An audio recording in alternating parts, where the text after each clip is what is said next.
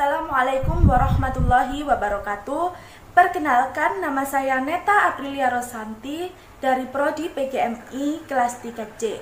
Di sini saya akan menjelaskan konsep pendidikan Islam dari tokoh pendidikan Islam klasik, yaitu Syekh Az-Zarnuji.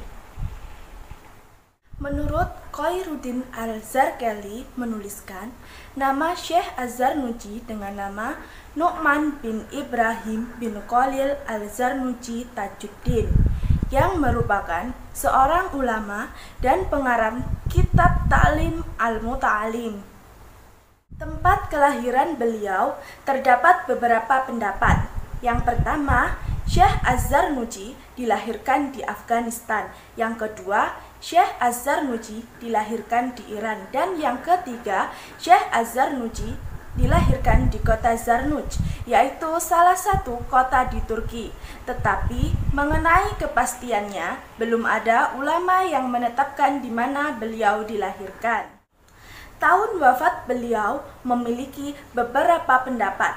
Yang pertama, Syekh Az-Zarnuji banyak mengutip pendapat dari guru beliau dalam kitab Ta'lim Al-Muta'alim.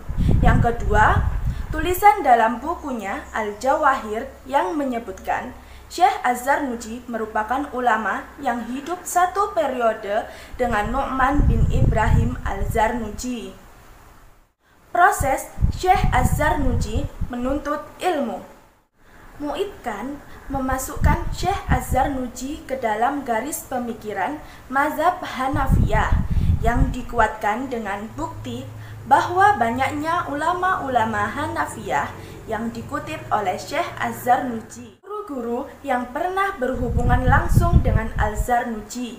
Yang pertama, Imam Burhan al-Din Ali bin Abi Bakar al-Farkinani al-Markinani. Yang kedua, Imam Fakhr al-Islam Hasan bin Mansur al-Fargani Kadika. Yang ketiga, Imam Zahir al-Din al-Hasan bin Ali al-Markinani. Sebagai seorang filosof muslim, Al-Zarnuji lebih condong kepada Al-Ghazali dalam bukunya dengan konsep epistemologi Ihya Ulul Al-Din. Akan tetapi, Al-Zarnuji memiliki sistem tersendiri, yang mana pada setiap bab dengan bab yang lain, setiap kalimat dengan kalimat yang lain, bahkan setiap kata dengan kata yang lain dalam buku tersebut merupakan sebuah konfigurasi kepribadiannya. Hasil karya Syekh Az-Zarnuji. Kitab Ta'lim Al-Muta'alim merupakan bagian dari karya Az-Zarnuji yang masih ada sampai sekarang ini. Kitab ini diterbitkan pada tahun 996 Hijriah. Isi kitab Ta'lim Al-Muta'alim: 1. Pendahuluan yang berisi ucapan rasa syukur kepada Allah Subhanahu wa Ta'ala. Yang kedua, isi yang memiliki 13 bab di antara lain. Yang pertama, hakikat ilmu hukum, mencari ilmu dan keutamaannya. Yang kedua, niat dalam mencari ilmu. Yang ketiga, cara memilih ilmu, guru, teman, dan ketekunan. Yang keempat, cara menghormati ilmu dan guru. Yang kelima, kesungguhan dalam mencari ilmu, beristiqomah, dan cita-cita yang luhur. Yang keenam, ukuran dan urutannya. Yang ketujuh, tawakal. Yang kedelapan, waktu belajar ilmu. Yang kesembilan, saling mengasihi dan saling menasehati. Yang kesepuluh, mencari tambahan ilmu pengetahuan. Yang ke-11, bersikap warok ketika menuntut ilmu. Yang ke-12, hal-hal yang dapat menguatkan hafalan dan yang melemahkannya. Yang ke-13, hal-hal yang mempermudah datangnya rezeki dan yang menghambat datangnya rezeki, yang dapat memperpanjang dan mengurangi umur. Dan yang terakhir yaitu penutup. Konsep pendidikan Syekh Az-Zarnuji yang berpengaruh dan patut diindahkan. Yang pertama, motivasi dan penghargaan yang besar terhadap ilmu pengetahuan dan ulama. Yang kedua, konsep filter terhadap ilmu pengetahuan dan ulama. Dan yang ketiga, pendekatan-pendekatan teknis pendayagunaan potensi otak. Konsep pendidikan Islam menurut Syekh Az-Zarnuji.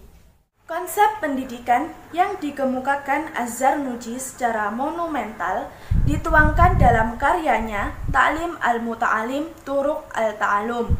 Kitab ini banyak dijadikan bahan penelitian dalam penulisan karya-karya ilmiah, terutama dalam bidang pendidikan.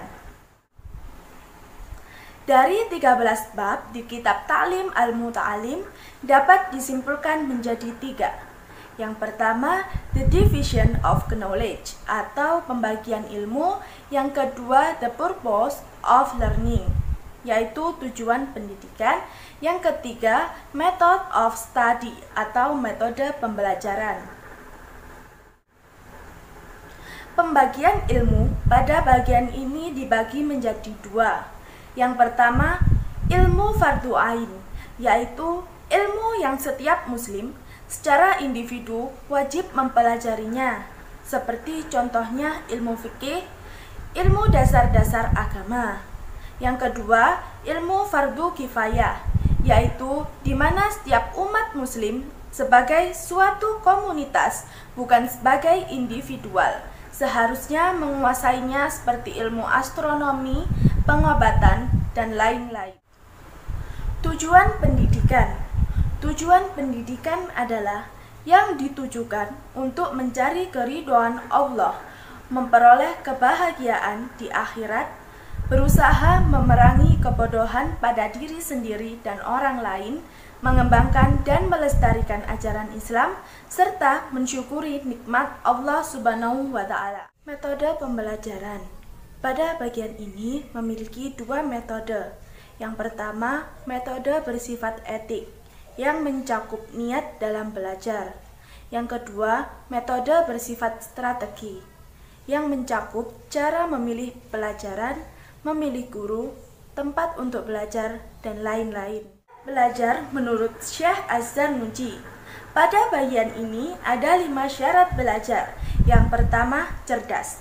Cerdas dalam kitab Ta'lim al-Muta'alim berarti kecepatan dalam berpikir. Hal ini adalah kecerdasan akal. Jadi, cerdas tidak hanya menguasai banyak informasi, tapi mampu menerapkannya dalam kehidupan sehari-hari. Yang kedua, semangat. Semangat dalam kitab Ta'lim al-Muta'alim berarti yang dihasilkan dari kecerdasan.